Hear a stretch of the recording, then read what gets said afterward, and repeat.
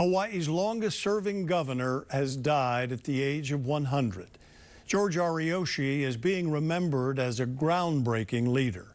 Gina Mangieri looks back at his life and legacy. George Ariyoshi passed away Sunday, having just recently celebrated a century of a remarkable life. You know, I had the privilege of talking to him on his birthday. And, you know, he still had this passion and for Hawaii, you know, and the future. That's former Governor John Waihee, who served alongside Ariyoshi as a young lieutenant governor. Ariyoshi's wife, Jean, said Governor sacrificed and worked hard for most of his life to build a better future for the state of Hawaii and its people. Governor Ariyoshi loved you all very much. It's a love he expressed in word and deed. Here he is speaking to our Pamela Young in a prior interview. My first year as governor, I doubled the number of homes that we had for Hawaiian homes.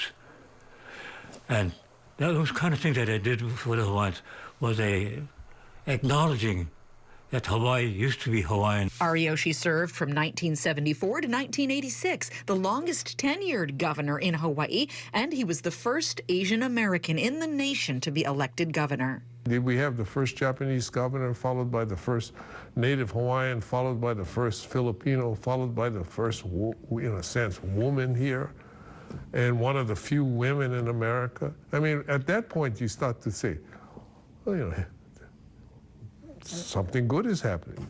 Hawaii's first woman governor, Republican Linda Lingle, said of him, Governor Ariyoshi served his country and the state of Hawaii with dignity. I admired his record of service in the military, as well as his time as our governor. He was a fiscal conservative who respected that all government spending had to be paid for by taxpayers. The last time I saw Governor Ariyoshi was at Governor Green's inauguration, and even though he had limited mobility, when the Star-Spangled Banner played, he sprang up to show his respect for our country. I will always carry that vision of him. Here in the Aloha State. A slogan, quiet and effective, was more than just a campaign mantra, according to those that worked with him. There was this big thing about quiet and effective, but sometimes that he didn't get enough credit for these things because there was not enough noise about what he was doing. Yet when you met him and actually worked with him, he was very passionate. From alternative energy to land and development planning to education and conservation, he's remembered as ahead of his time. He was forcing people to deal with issues that don't necessarily have unanimity as to how far or where you should push it. And but he took it all on. Hawaii has not had a former governor pass away since William Quinn 20 years ago. Quinn, the last territorial governor and first at statehood. There were 7 of us running around Hawaii, you know, so you could bump into governors everywhere.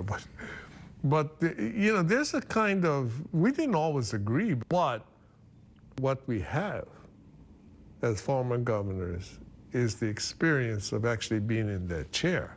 And it means that you know what it feels like to have the buck stop on at your desk. Gina Mangieri, KHON2 News, working for Hawaii.